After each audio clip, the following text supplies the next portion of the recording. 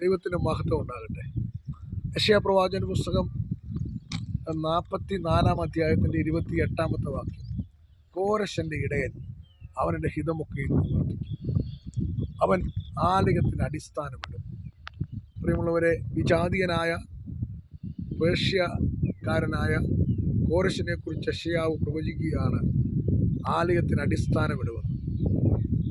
ഞാനൊരു പ്രവചന ദൂത് നിങ്ങളോട് പറയാം. ദൈവത്തിൻ്റെ പരമാധികാരത്തിനാണ്, അല്ലെങ്കിൽ ദൈവത്തിൻ്റെ ശബ്ദത്തിന് ഒരു ഭയങ്കര സ്വത്ര ശക്തിയുണ്ട്. ഒരു രക്ഷിക്കപ്പെട്ടിട്ടില്ലാത്ത, സ്നാനപ്പെട്ടിട്ടില്ലാത്ത ഒരു രാജാവായി തീർന്ന കോരശ് അധികാരത്തിൽ ദൈവം എത്തിച്ചിട്ട് ദൈവത്തിൻ്റെ സഭയെ പണിയുവാൻ, അടിസ്ഥാനമിടുവാൻ ഓർഡർ കൊടുക്കുകയാണ്. സ്തോത്രം. ഇന്ന് നിങ്ങളിത് വിശ്വസിക്കുന്നെങ്കിൽ ചില രാജാക്കന്മാരെ കൊണ്ട്, ചില അധികാരികളെ കൊണ്ട് നിങ്ങളുടെ ജീവിതത്തിലെ ചില വിഷയങ്ങൾക്ക് വേണ്ടി ദൈവം പ്രവർത്തിക്കുമെന്ന് ദൈവാത്മാവ് ഞാൻ ശക്തമായി പ്രവചിക്കുകയാണ്.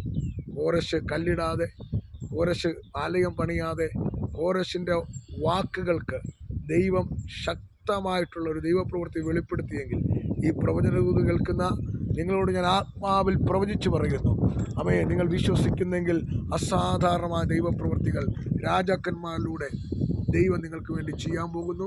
നിയമസ്ഥരിലൂടെ ദൈവം ചെയ്യാൻ പോകുന്നു. ദൈവം നിങ്ങളെ അനുഗ്രഹിക്കട്ടെ. ചിലതിന് നിങ്ങൾ അടിസ്ഥാനമിടാൻ പോകുന്നു. God bless you. Amen, amen, amen.